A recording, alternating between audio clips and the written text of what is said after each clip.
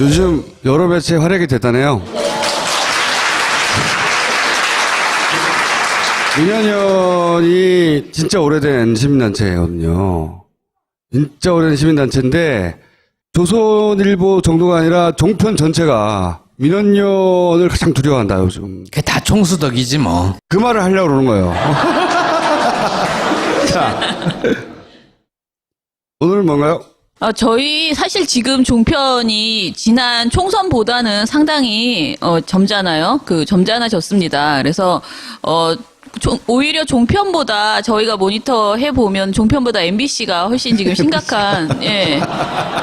거기는 생존이 달렸거든요. 네. 네, 그래서 MBC는 또 종편이 친박이라 할 수 없어요. MBC는 친박으로 계속 남아있거든요. 그래서 저희가 뭐 2주의 나쁜 보도를 선정을 하는데 2주의 나쁜 보도를 거의 3월 저희가 20일부터 이제 시작을 했으니까 이 대선 미디어 감시연대를 매주 선정을 하는데 지금 한 3번 정도 MBC가 2주의 나쁜 방송 보도로 뽑히고 특히 지난주 거를 어저께 발표했거든요. 근데 1, 2, 3위가 다 MBC예요. 그러니까 사실 종편 떼찌가 아니고 MBC 떼찌를 만들어야 되는 지금 그런 상황인데. 예전에 이렇게 했잖아요. 청순대 기억나시죠? 자기들이 문제되는 거 방송해놓고 인터넷 싹 지워버렸거든. 예. 이제는 모조리 다 가지고 있거든. 그래서 오늘은 좀 재미있는 거 우리 웃고 즐기자 싶어서 정말 재미있는 것만 모아왔습니다. 예, 보시죠.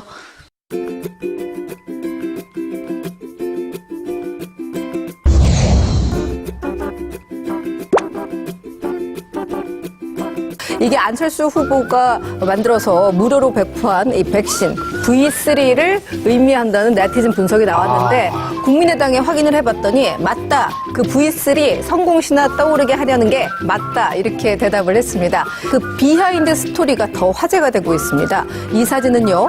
별도로 스튜디오에 가서 촬영한 게 아니라 당 경선 현장에서 찍힌 그냥 뜨끈뜨끈한 사진을 썼다고 합니다. 막판에 연대 가능성도 열어놓기 위해서 일부러 포스터에 당 이름을 굳이 넣지 않았다 이렇게 생각하면 너무 억측이에요? 제 개인적인 생각으로는 이게 뭐 너무 비판적으로 볼 필요는 없다. 네. 왜냐면 이 국민이 이긴다 속에 또 국민의당, 국민이 들어가 있잖아요. 아하. 저는 이게 뭐 상당히 참신하다 봅니다.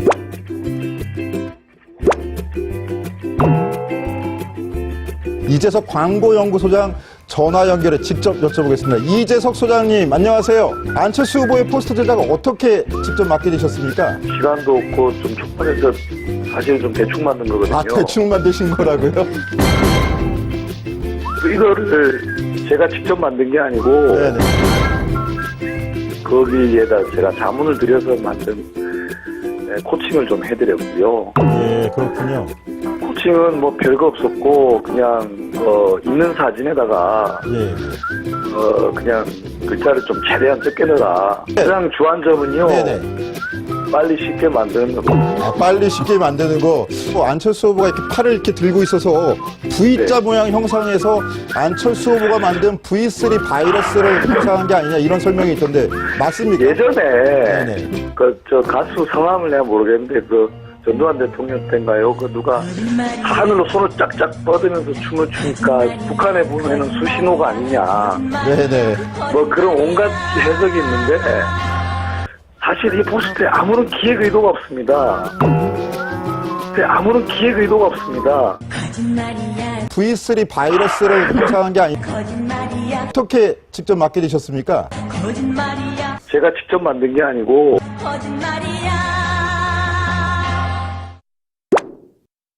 3번 안철수라고 상단에 적힌 글자가 후보 얼굴보다 훨씬 더 크게 보입니다. 그러니까 네. 후보 얼굴보다는 안철수 이름 석자가 훨씬 더 홍보 효과가 있다고 보시는 건 아니십니까? 뭐 그런 것도 사실 없고요. 그랬어요? 백드롭에 글자가 저렇게 들어가요. 보통 네. 그게.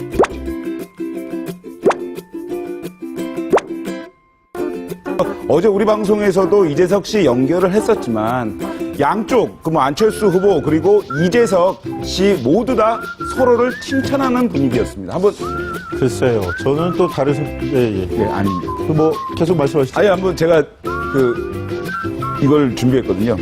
서로 칭찬하는 모습. 아, 예, 예. 한번 들어보시겠습니다.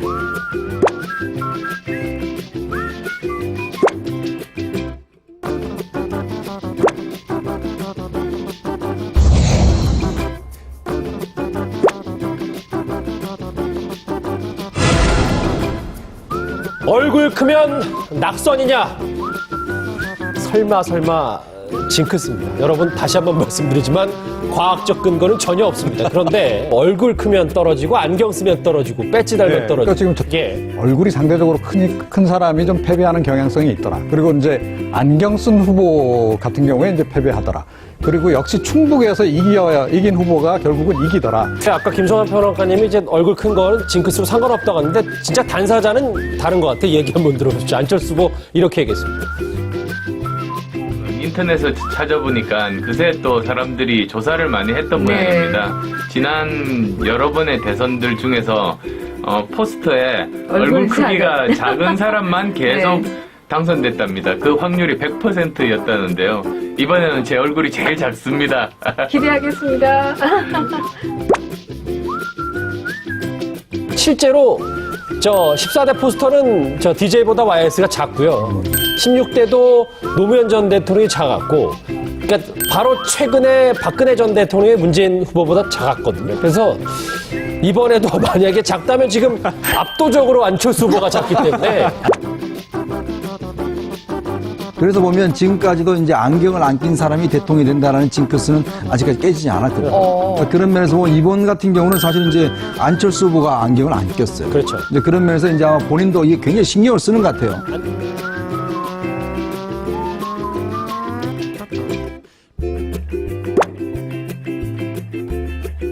사실은 홍준표 후보가 안철수 후보한테 한 질문들이 상당히 까다로운 질문들이었거든요. 또 이제 그 로고가 없는 거에 대해서 나이키로 얘기한 것들은 상당히 재치 있는 그런 답변이었다 이렇게 생각합니다. 포스터에 왜 당명을 표시를 안 했습니까? 나이키를 나이키라고 이렇게 씁니까? 아, 국민의당이라고 표시 안 한 거는 로고만 써놨다? 아니, 로고, 국민, 초록색 그것만 보면 다 압니다. 나이키 아시죠?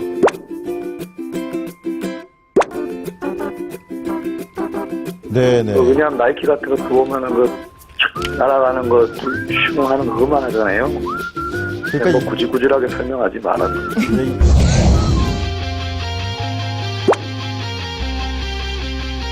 사실 이게 아주 옛날 얘기인데 대학교 1학년 시절 얘기예요. 어떻게 들으셨습니까? 제 용으로 와서 예. 만약 사실 그러라면 얼마나 끔찍합니까? 예, 이미 40년 전의 얘기인데 그리고 성공한 것도 아니고 실패한 범죄입니다. 이거 홍준표 후보니까. 알겠습니다.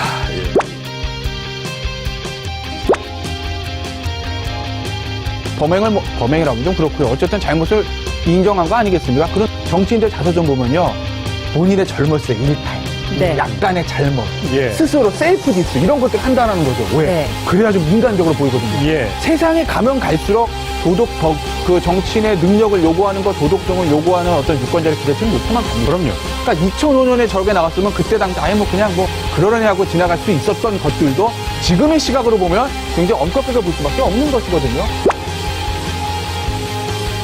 이제 저 시대가 무슨 성폭력이나 이런 거에 대한 학교 교육도 거의 없던 시대고 저렇게 뭐 20살 그 청년들 남자들 그냥 소영웅주에 사로잡혀갖고 뭐 객기 부리던 시절이니까 그때 그거를 솔직하게 인정하고 그러면은 그 사람들이 이렇게 좀 그나마 양해해 줄 수 있을지 모르겠지만 저런 식으로 어물쩍 넘어가려면요 저거는 2차 위기를 또 더 큰 위기를 만들어내고 있다.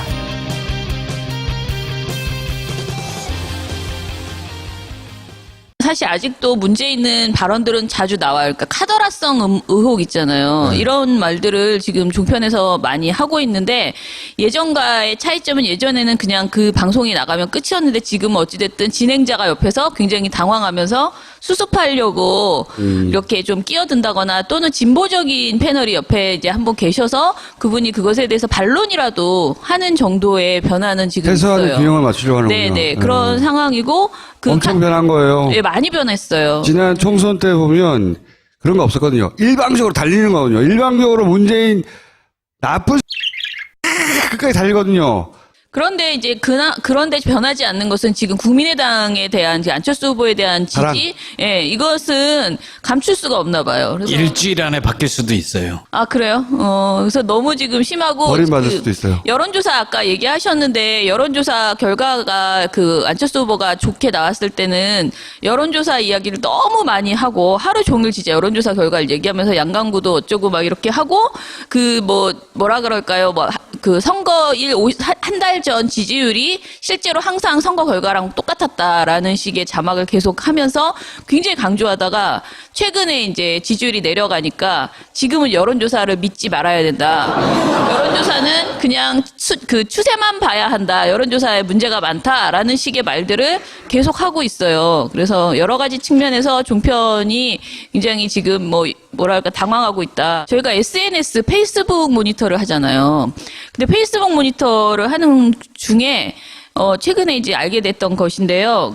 문재인 후보에 대해서 침해설이 계속 이렇게 돌고 있거든요, 인터넷에서. 그런데 이제 중앙일보하고 조선일보의 페이스북에 뉴스 페이지 있죠. 그 뉴스 페이지에서 침해설과 관련된 기사를 계속 이렇게 조금씩 침해설이라는 멘트를 넣거나 태그를 달아서 관련된 보도를 내고 있는 거예요. 그런데 제가 보니까 4월 6일에 중앙일보 페이스북에서 올린 글은 문재인 침해 의혹 제기한 블로거 근황이라는 제목의 글을 올렸어요. 근데 이 글에는 문재인 후보가 졸고 있는 사진만 한 8장을 이렇게 쫙 엮어가지고 침해설이라는 그런 느낌으로 했어요. 그리고 멘션, 링크는 그런 기사를 조금 전에 제가 말씀드린 그런 제목의 링크를 걸고 말은 문재인 침해 의심 증상 8가지 보여. 란 글을 게시했던 분 이렇게만 써 있거든요. 근데 사실 이날 이분이 체포됐었거든요. 블로거 문재인 침해설을 쓴 분이 체포됐는데 그것에 대해서 전혀 말하지 않고 제목이 블로거 근황이잖아요. 근황은 너무 한가한 소리잖아요. 그 사람이 지금 어떻게 지내고 있나를. 그래서 이걸 눌러보기 전에는 기사를 눌러보기 전에는 체포된 사실도 모르고 그냥 이런 말들이 지금 굉장히 많이 돌고 있다라는 정도로만 주는 이런 기사 이런 멘션, 제목 장사를 하고 있고 그리고 또 하나 봤던 거는 지난 대선 토론에서 문재인 후보가 유승민 후보에 대해서 유시민이라고 잘못 부른 적 있었잖아요. 그 대선 토론이 끝난 다음 날, 조선일보 페이스북에서 이거를 이제 기사로 썼거든요. 기사 제목이 대선 토론 이재용, 이재명, 유승민, 유시민으로 잘못 불러라는 기사를 올렸습니다. 그런데 4월 13일 기사인데요. 이 기사를 올리면서 해시태그를 문재인 침해 루머라고 기사에 그렇게 달아놨더라고요. 의도적으로 태그를 달았구나, 그렇게. 네. 근데 이거 문재인 침해설 유포는 오래됐어요, 제법. 네. 계속 친박 사이트나 그런 데를 통해서 유포되어 왔었거든요. 지면에는 못 쓰고 페이스북에다만. 네, 기사는 조금 전에 말씀드린 그 제목의 기사를 썼지만 기사 멀쩡해요. 그냥 말을 유승민을 유시민으로 했다, 실수를 했다 그런 정도의 기사인데 해시태그를 그렇게 달아놓은 거예요. 그래서 그러면 이제 이거를 눌러보면 엄청난 그런 악의적인 댓글들이 달려 있고 제가 보기에는 지금 중앙일보나 조선일보나 다들 가짜뉴스에 대해서 자신들이 엄청나게 대응을 하고 있다면서 팩트 체킹을 하겠다 하지만 본인들이 가짜뉴스를 사실상 가져다가 장사를 하고 있다. 악의적으로 퍼뜨리고 있다. 이렇게 볼 수밖에 없는 상황이다. 새벽녘에 사드. 엑스밴드 레이더랑 부품 군사작전 하듯이 들여왔잖아요. 그 문제도 다음에는 꼭 한번 짚어야 될 것 같아요. 그리고 사전투표 이게 큰 연휴예요. 이번에 보니까 아주 1년에 한번 오기 힘든 큰 연휴라서 이미 예약한 분들도 많을 수 있어요. 실제. 그래서 이제 정권교체도 사실상 된 거 아니나 싶어서 투표율이 생각만큼 안 나올 수도 있거든요. 그렇지 않다. 마지막까지 가봐야 된다, 항상. 우리나라 선거는 마지막까지 가봐야 했었어요, 항상. 예. 마지막까지 가봐야 하고, 오늘